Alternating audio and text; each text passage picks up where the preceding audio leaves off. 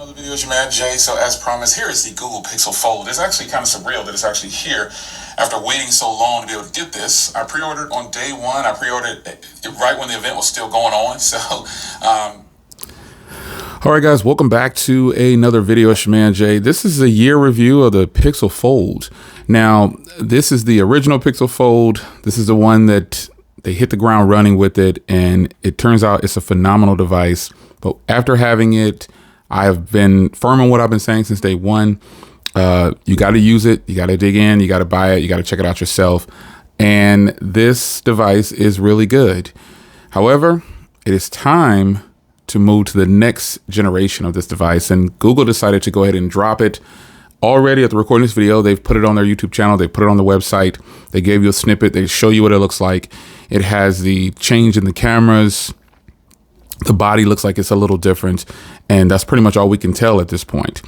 But this device is good, folks. It is a good device, not a great device, because the controversy behind folding phones at this point, you know, you've got the one device from OnePlus that to me has shined above them all, especially with the cameras, and the Pixel has its fair share of pros, but the small amount of cons kind of overdid it for me, and I found myself, you know, kind of backing away from this device. It is such a great device, but it is not flawless.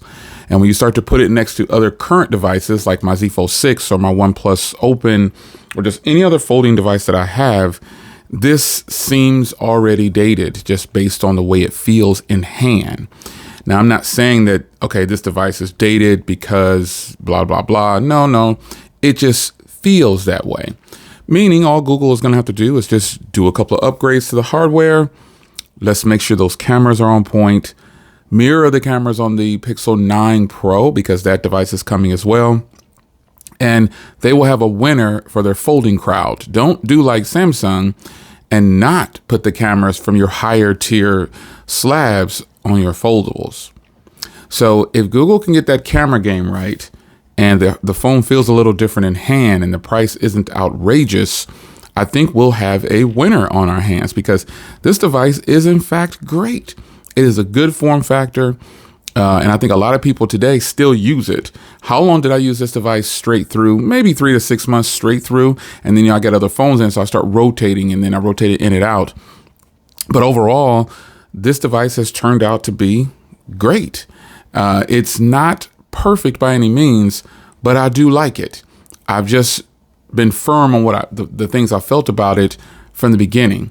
And it didn't help that other OEMs have come out with versions of their next generations of their folding devices, and they're actually better than the previous gen. So I can tell just by the track record of Google that they'll make some subtle changes. They've already made a big change on the back with this camera, just showing us the camera module. That was one of my biggest things about this phone. I just didn't like this camera module. And honestly, looking at the current one that's coming out, I don't know how I feel about that one, but I'm going to get it anyway. I don't know that I'll trade this in. Because I actually like to keep certain devices. I don't know. It's going to have to be a really good trade-in value for me to trade this in. Because I don't think Google wants these back. And if they do get them back, they're going to use them for parts or testing or something like that. But I don't know that I'll trade this in. I still have my original Surface Duo. And it is just still in pristine condition. I do use it sometimes.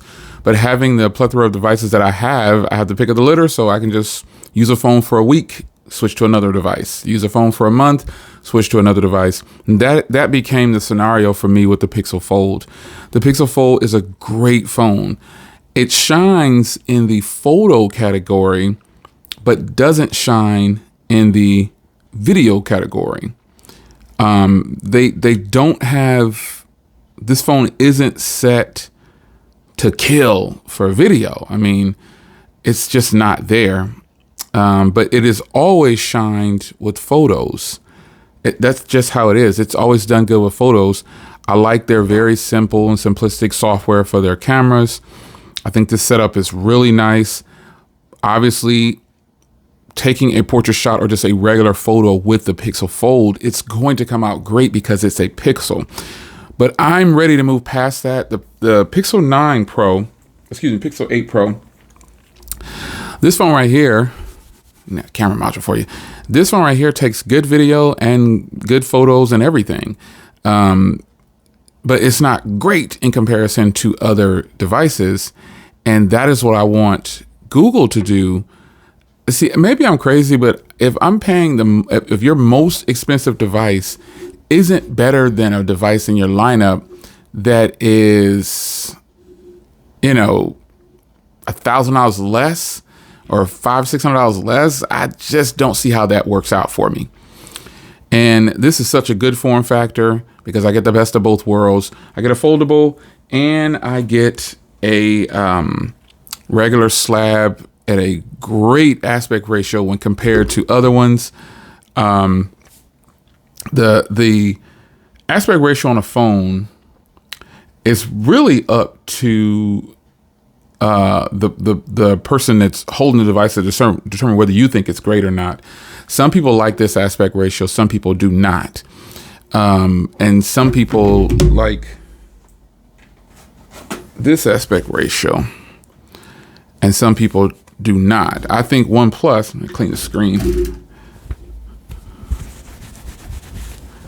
I think OnePlus's iteration is right in between these two phones, and that's what makes that aspect ratio like perfect, man. But the downside of that is they have this big camera bump on the back, which now annoys me later on after having ownership of this. But overall, this is a great aspect ratio, and I'm wondering if the Pixel is going to take on this aspect ratio as well for the front screen.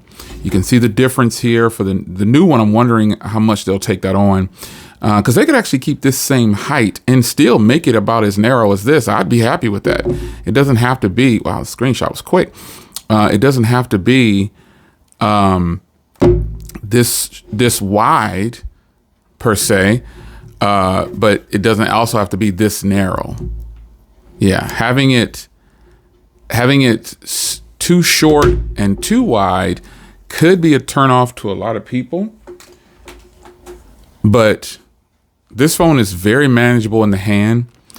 But it's become that it just feels like a chunky, it just doesn't feel right. It just doesn't feel right. It doesn't feel like as premium as the other foldable devices that are out.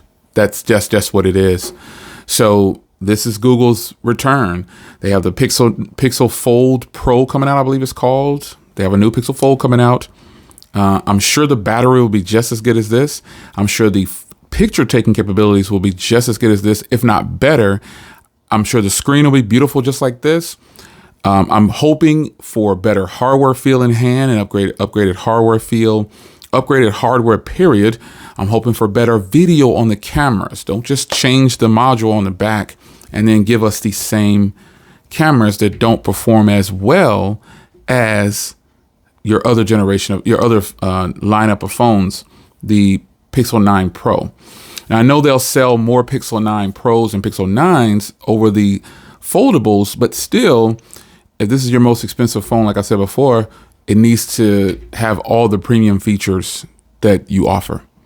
So a year with this phone, 3 to 6 months straight, on and off for 6 months. The second part, I've actually had this since launch, so I had it since June. We're in August right now, but the fact is, this is still a good option for people if you want a foldable device.